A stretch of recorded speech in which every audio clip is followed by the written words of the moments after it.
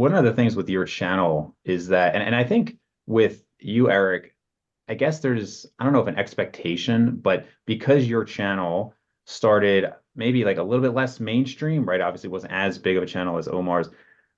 Historically, when I see channels like that, it's evidence based. I didn't have an expectation that it would maybe have this kind of downfall. It like there was the quality content, it stayed the quality content. Whereas Omar, I feel like your channel, that type of channel, is prone to over the years having a lower quality, which has not happened with you. I know you've had breaks, right, where you like maybe come back and whatnot. But I mean, not to like call people out specifically, but like there's that channel like Alpha M, right? It was like, okay, it was like Yeah. style, and then it was like, male and whatever, all that stuff.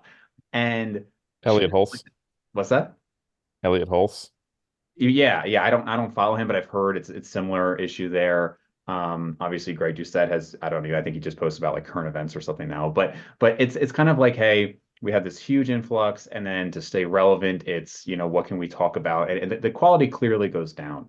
And I mean, I remember back from your earlier videos, like you had some collabs with Silent Mike, and like the high level collaborations have continued. And I think it's better to produce less content and say, hey, I'm going to have a video once a month or whatever that is, than to just have to keep beating the algorithm. I'm just wondering if that was like a very conscious choice on your part, or if it was just kind of just natural for you.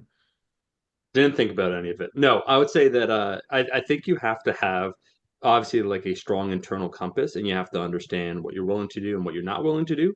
And that will guide the entire journey. And so I think fundamentally, because I had a professional life before, and so this sounds like it's major shade against like 2024 people getting into the space to be an influencer, but kind of like myself and Eric, like I was a personal trainer. Like I worked as a personal trainer. I had a small company, nothing crazy, but like I had professional work experience. I actually enjoyed what I did. And so often the pursuit of getting into either fitness or in the industry, or once again to be an influencer, you're usually trying to make a pivot from something else, which was like semi-accurate for myself. But there's like no fear, oh, if this doesn't work out, what am I going to do? It's like I literally am still training people at the time. And so I think fundamentally to want to do something, you have to enjoy it. And for me, at least for me, I have to enjoy it. And if I have to enjoy it, I have to find some level of fulfillment in it. And so you eventually, man, like if you scale up or whatnot and you start getting more eyeballs, yeah, you get more popularity. And there might be pressure then to continue to perform at that level where you want to maintain the views or whatnot or the lifestyle. Um, but I will say that because for me, the primary focus with the content were things that I enjoyed, things that I wanted to talk about, because I viewed the YouTube as a relatively long-term thing, meaning that it wasn't like, okay, how do I like grow to a million subscribers? From what I go here, where was like, a goal-oriented pursuit, and more was okay, I want to lift these weights. Like I have personal pursuits I want, and here are some things within the craft I want to get better at over time. And so I think an audience that you accrue can really perceive. I think authenticity gets thrown around a lot, but like you're making content because you want to make content. And the guy I could throw the biggest respect to that I think is the clearest example is actually my boy Alan Thrall. Where I felt that all the way when I saw his content, where he actually he probably much better than myself. He can make content that he enjoys that superficially you would assume people wouldn't want to watch, but he makes it so compelling. Like he did this whole thing where I forget what he called it, but he would make these cooking videos, and that's cool. But they're like outdoor mountain cooking. But just the way that he shot it, one of them got like a million views, but it got Hmm. a million views because it was a cohesive kind of feel to the content itself, like from the setting, the shots, everything coming together. It formed an impression on people. And so, anyways, all that to say, the double-edged sword of like fame and notoriety is that sometimes you become kind of enthralled by it, right? It's like intoxicating where you want it more and more and more. And that comes usually at the expense of some sort of personal sacrifice, some sort of concession on your part. But I mean, just from actually working for several years doing this, and like I'd say just being frugal overall, where it's not like there's no, like what was the guy's name? I like Ty Lopez, where it's like, here in my Yeah. garage with the car, or like Yeah. trying to sell a lifestyle. Like, oh, like you just lose yourself over time, and you understand like fundamentally, it's not worth it. And that's why I'll just say quickly to wrap this up. During the pandemic is actually the time that I enjoyed my training the most over Hmm. that period of the last 5 years, because I wasn't making content anymore. I wasn't doing any of that. I was just lifting to lift, and I really enjoyed that. And I think once you start, um, separating those two, not that it all goes downhill, but then it really becomes an occupation. And then what's the intention behind that occupation?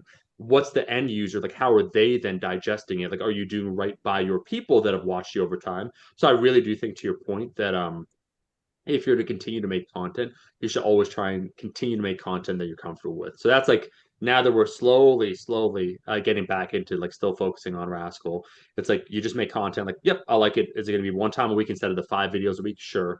But is it going to be something congruent with the way I feel? Yeah. And I do think for long, like we talk long term success, David, because what is it, 2009? So it's going to be 15 years. Most even successful channels, they do their period where they rise, and then kind of like what one of you mentioned about a certain parrot, Greg Doucette, where like he wants the clicks, so he's just going to make whatever is topically interesting to a very superficial audience, and so he's getting the same views. But there was a time period in like 2019, I would say, I'd need to think about this exact year, but like before he jumped the shark, where even people that now would definitely not watch him were interested in watching Doucette because they found him compelling with his no nonsense approach. So Yep. you sacrifice like a real audience that likes the content you put out, deriving actually some sort of benefit from it, to just like trying to scale, trying to expand, trying to get more eyeballs. And it, in my opinion, is kind of sad to see, but Yeah. Eric, did you like, I mean, with Omar's comments regarding the training was the most fun when there wasn't that filming on it. I also kind of wonder with you because you have so many roles within, right? Like you teach, there's research, there's bodybuilding, powerlifting. Did you feel like your training goals in some way had to reflect what people were watching you for, or was it always just, hey, this is what Eric wants to do, so this is what he's going to do training wise? The latter. And I Okay. think that is really where I have a ton of respect for Omar because I think he does something far better than I ever could. But also we connect because of a similar value system. Um, I never think that there's like there's zero risk of the whole jumping the shark thing with Omar.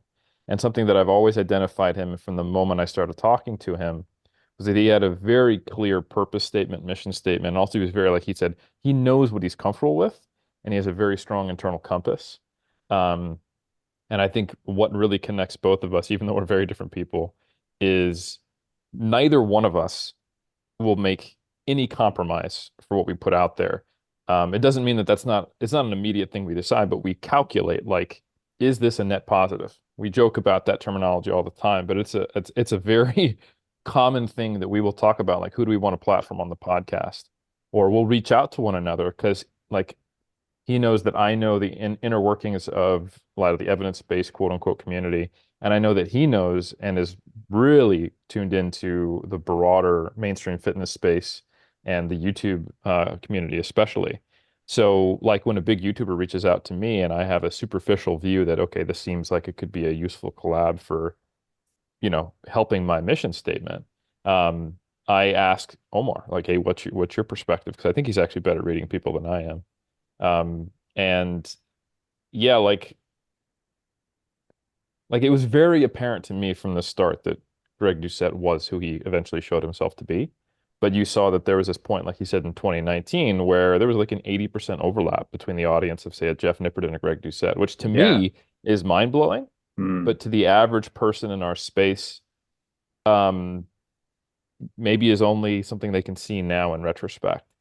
So we've been very simpatico in that way. But the reason why I've always needed to have my milk-laden breasts milked by larger, better content creators like Matt Ogus initially and now Omar Isuf is that I am kind of spread thin and ultimately I just want to do what I want to do. And my reach is to some degree capped and limited by my unwillingness to put the kind of effort that I could into those things and just the natural proclivities that I have. Like, what would I rather spend my time doing? What am I good at? Versus what could I be good at if I put a lot of effort into it? Um, Omar is like is told me like I think you actually do know how to like get a good title or do a thumbnail or like make your Instagram pop off more. And you could play this game more, but you don't because you're, I don't know, stubborn and it doesn't come naturally to me. And sometimes it feels inauthentic. But I think for me, like really at the heart of everything is I'm just a like a meathead who wants to lift. Yep. And I'm never going to get away from that. And I'm also a nerd. And I've just kind of I love everything related to the iron. And I will never do anything that would subvert that. And the hint I get the moment I feel something that starts to take me away from that, I normally just straight up just excise that.